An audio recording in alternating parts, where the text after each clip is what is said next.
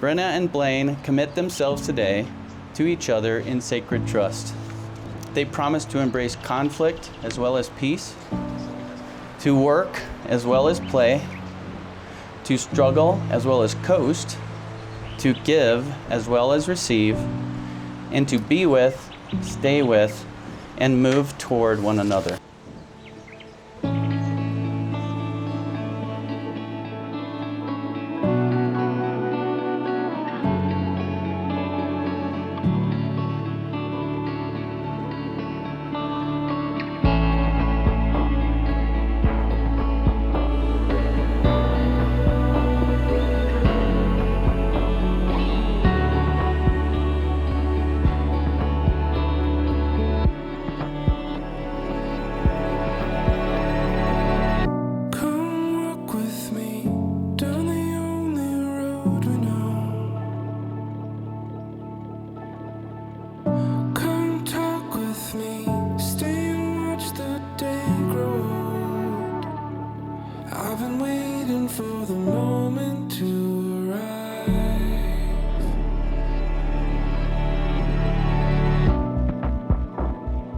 I cannot believe that we are here.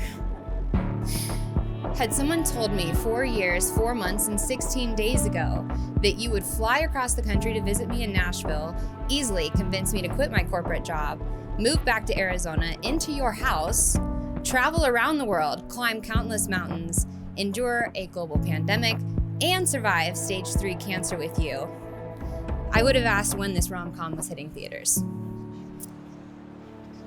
I wouldn't miss it for the world. As I started to think about my vows, the one thing that kept echoing in my mind were those 2 simple words that everyone associates with weddings and expects to hear us say while we're standing here today.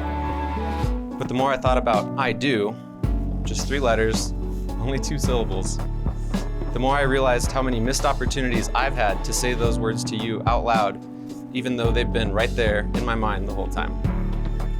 Like when you turn on one of your uninspiring Netflix shows for the 3rd night in a row because you fall asleep in the first 10 minutes, and I'm forced to re-listen to it as background noise to whatever project I'm working on.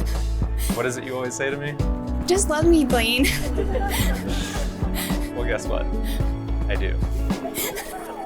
We were waiting for the moment to arrive, waiting for the moment to arrive. We were waiting for the moment to arrive, and I wouldn't miss it for the world. Our story has no definitive beginning nor end. It just is. We just are. Through all of the turbulence that life has put us through, the one thing that has always remained constant is you. Even in the worst of times, we chose not to mourn the time that we were losing, but to cherish and celebrate the time that we had left, however long that was. Whether we get another 5, 25, 65 plus years, God willing, I vow to endure the seasons of our lives as they inevitably change. Blaine, Michael, Corey, I vow to choose you every single day, to love you with every fiber of my being for the rest of our days in this life and in the next. I was waiting for the moment to arrive, waiting for the moment to arrive. I was waiting for you.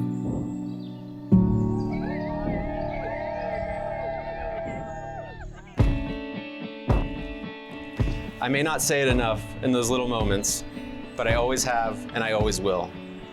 And that's part of my promise to you. But I also promise to do some other things that don't come naturally to me. I promise to put time on our busy calendars for us, even though I'm not a planner. I promise to pull you in close and hold you, even though I'm not a big cuddler. I promise to thank you for cooking even the simplest of meals, or when you're not thrilled how something came out. I promise to be helpful and encouraging when you're doing new or hard things, even though I'm not a very gentle coach. I promise to believe in you, even when you don't believe in yourself. I promise to provide for our family no matter how many humans or paws it has. I promise to sleep with my head on the sleeping pillows, not the decorative pillows. I promise you a million other things, but perhaps most importantly, no matter how blessed or how hard life might get, how well or how poorly we might be communicating that day, whether we're in a romantic mood or want to wring each other's necks, all you ever need to do is turn to me and say, Just love me, Blaine. and I promise to always say, I do.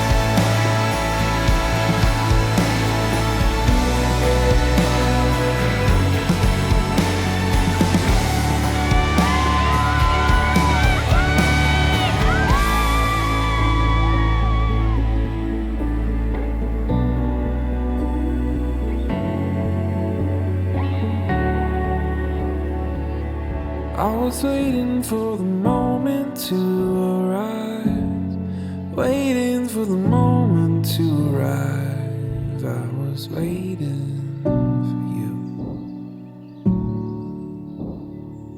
and I wouldn't miss it for